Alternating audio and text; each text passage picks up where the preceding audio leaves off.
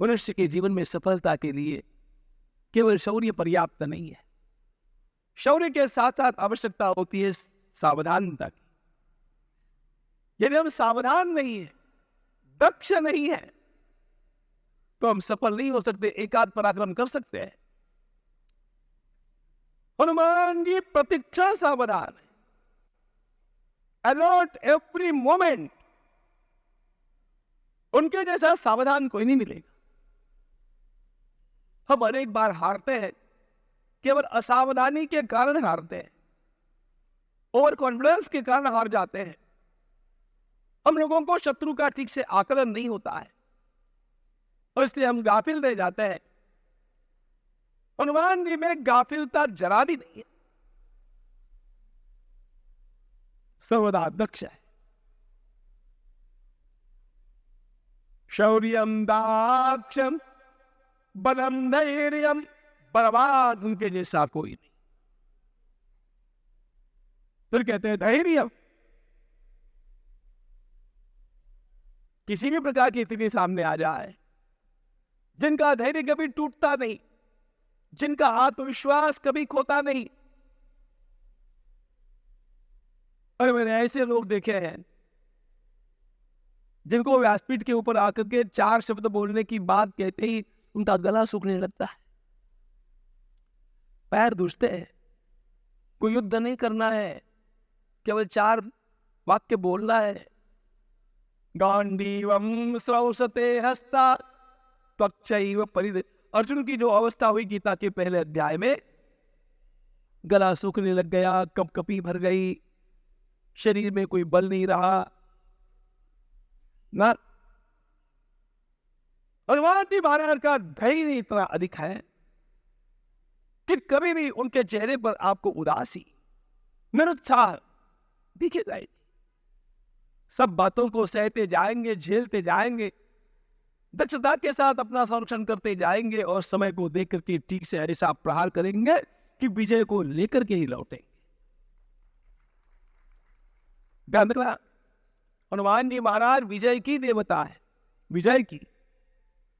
जो हनुमान जी की आराधना करता है उसका जीवन में कहीं पर भी कोई पराभव हो नहीं सकता। आयुर लक्ष्म्यो प्रवर्धेते तस्य नश्यन्ति उपद्रवाः।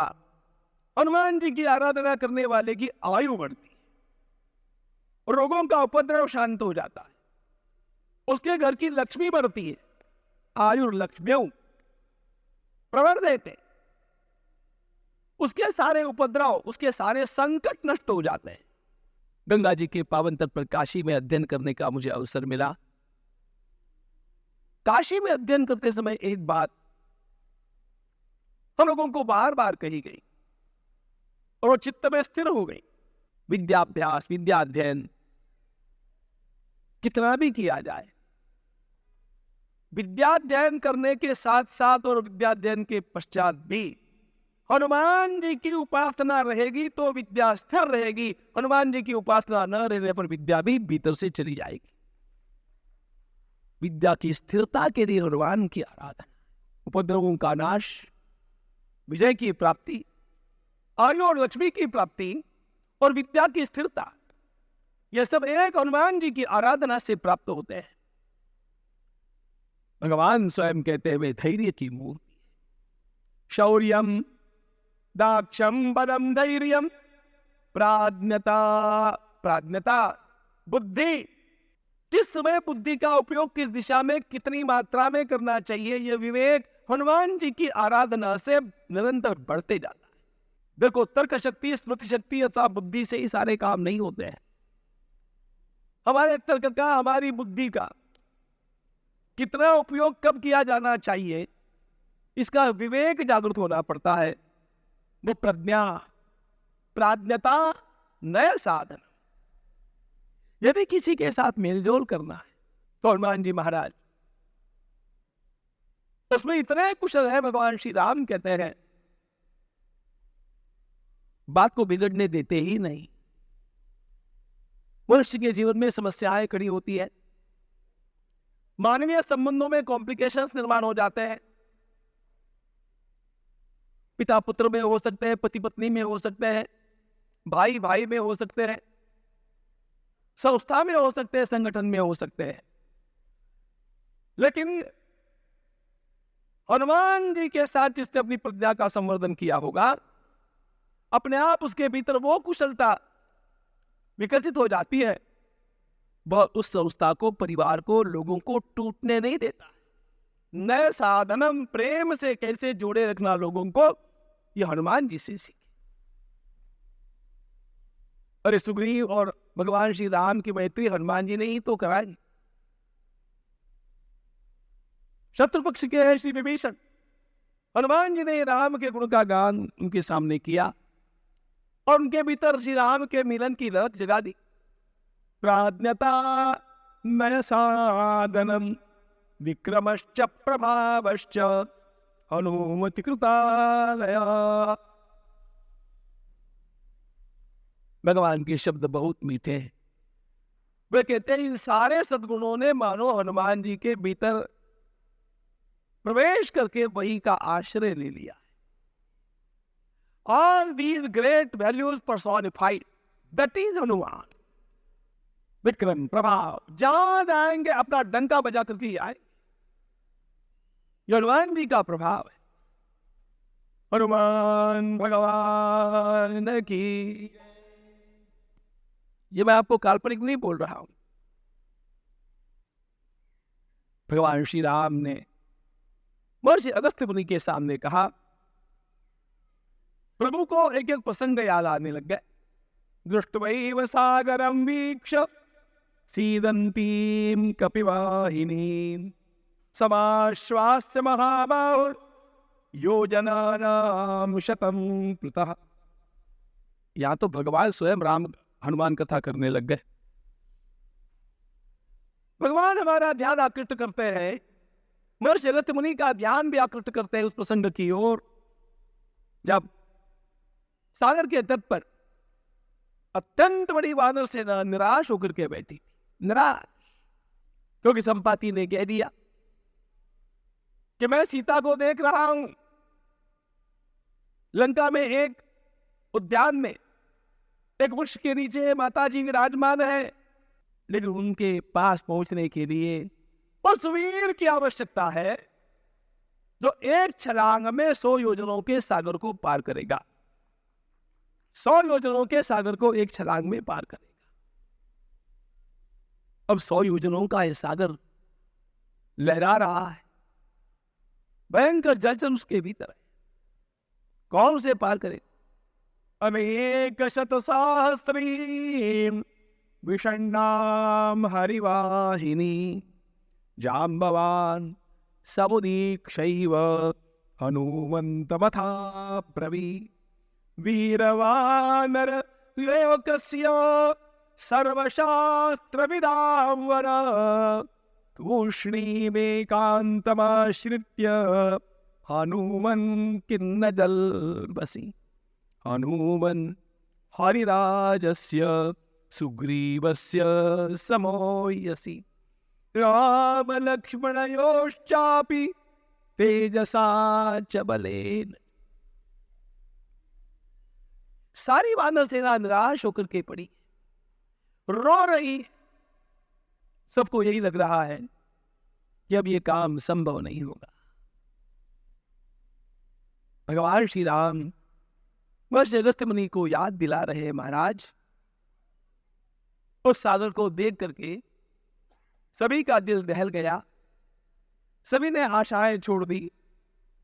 एक हनुमान निकला जिसने अपने मन को बनाया, और जाम्बवान जी महाराज के उत्साहवर्धन के पश्चात हनुमान ने एक गर्जना की और चल पड़ा। प्रभु रामचंद्र भगवान की जय।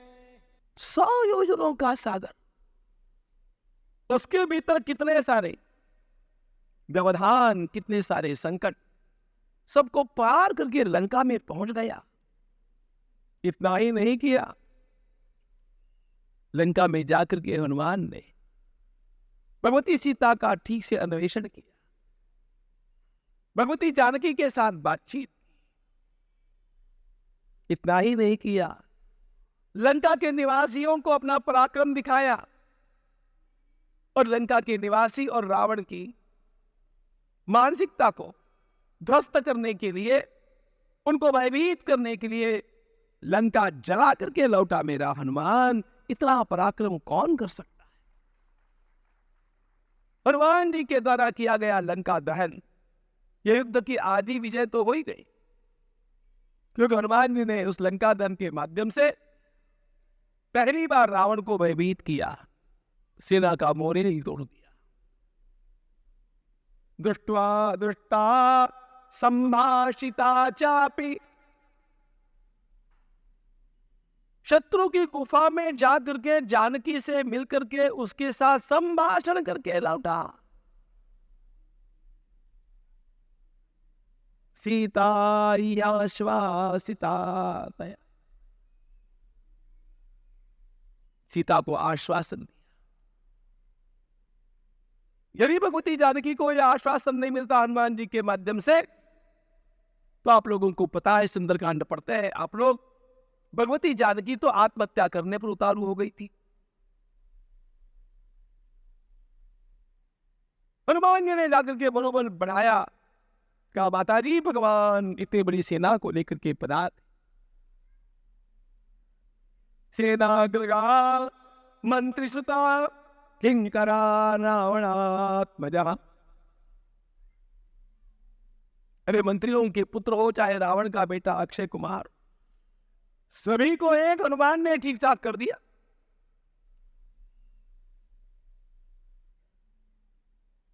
आश्चर्य होता है मुझे उसने लंका कैसे जलाई।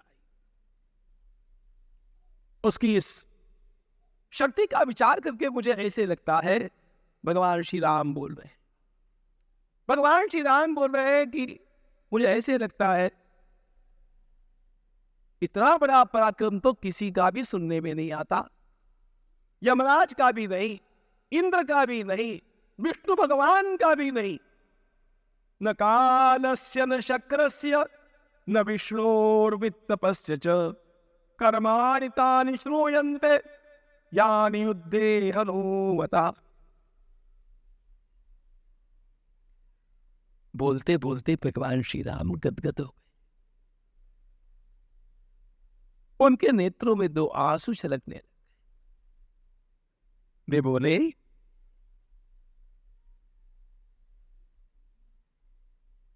गुरुदेव इस हनुमान के बल पर मैंने लंका में विजय प्राप्त की, इस हनुमान के बल पर मैंने लक्ष्मण के प्राण पुनः प्राप्त किए, इस हनुमान के बल पर मैंने मेरी जानकी को प्राप्त किया। इस हनुमान के मेरे ऊपर इतने उपकार है कि मैं कभी इन उपकारों का ऋण चुकता कर ही नहीं सकता।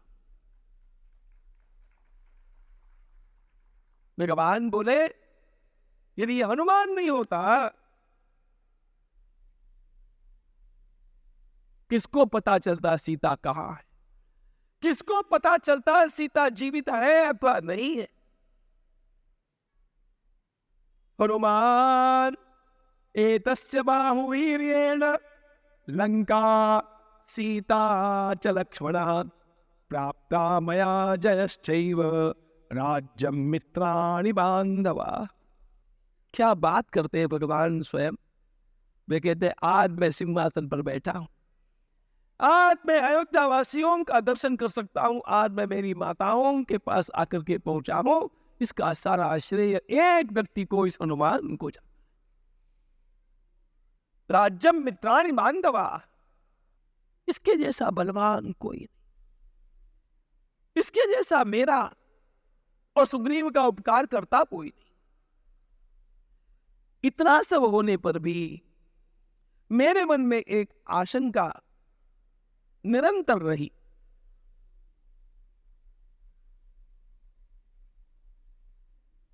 इतना बलवान है हनुमान, और वो सुग्रीव का मित्र रहा है। सुग्रीव के मित्र रहने पर भी वाली का इतना डर सुग्रीव को क्यों लगता था? सुग्रीव का राज्य चला गया, संपत्ति चली गई, परिवार तहस नहस हो गया। उसकी पत्नी को भी वाली ने बंदी बना लिया और अपने प्राणों के भय से बेचारा सुग्रीव मारे मारे भटकता रहा।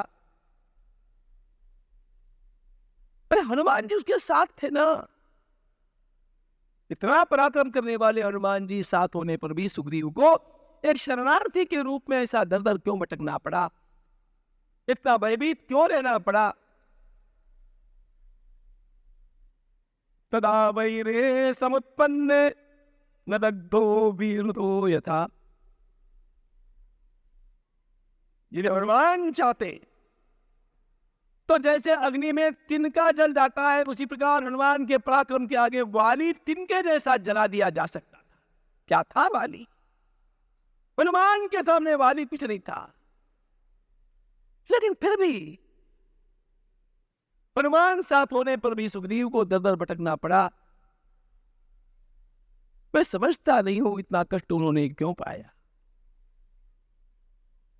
एतन्मे भगवन् सर्वं हनुमति महामुने विस्तरेण यथा तत्वं कथया मर पूजित।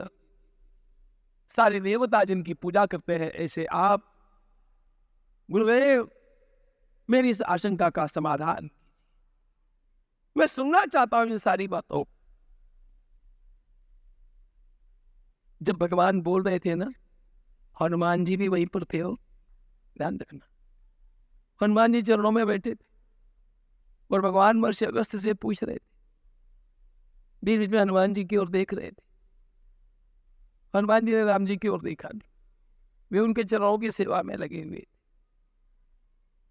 हनुमत समक्षम तम, हनुमत समक्षम तम इदम वचनम अब्रवीत। महर्षि अगस्त्य मुनि ने मुस्कुरा करके भगवान श्री राम की ओर देखा, कहा राम कितनी बढ़िया बात आज आपने पूछी। जो जो तुमने कहा वो सब सत्य है। सारे संसार में हनुमान जैसा व्यक्तित्व कोई है ही नहीं, है ही। सत्यमे तद्रघुश्रेष्ठ यद्ब्रवीषि हनुमति न चले विद्यबले विद्यते तुल्यो न गतौ न मतौ परः। अब महर्षि अगस्त्य मुनि क्या बोल रहे देखो। न बले विद्यते तुल्यो, हनुमान जैसा कोई बलवान नहीं, एक बात। हनुमान जैसा कोई वेगवान नहीं, दूसरी बात। और हनुमान जैसा कोई बुद्धिमान नहीं, तीसरी बात। बल में, वेग में और बुद्धि में, तीनों में वे अतुलनीय है। एक शाप के कारण उनका जीवन इतना बलवान होने पर भी और बल की विस्मृति के कारण सामान्य सा लगने लग गया। आओ देखते हैं उसकी जीवन गाथा को। वैसे अगस्त्य मुनि ने कहा, देखते हैं उनकी जीवन गाथा को। जन्म के पश्चात शीघ्र ही कुछ दिनों के अंतर्गत उनको कैसे शाप मिला, क्यों मिला, उनके माता पिता कौन है, इन भी सारी बातों को मैं आपके सामने बतलाता हूं। श्री राम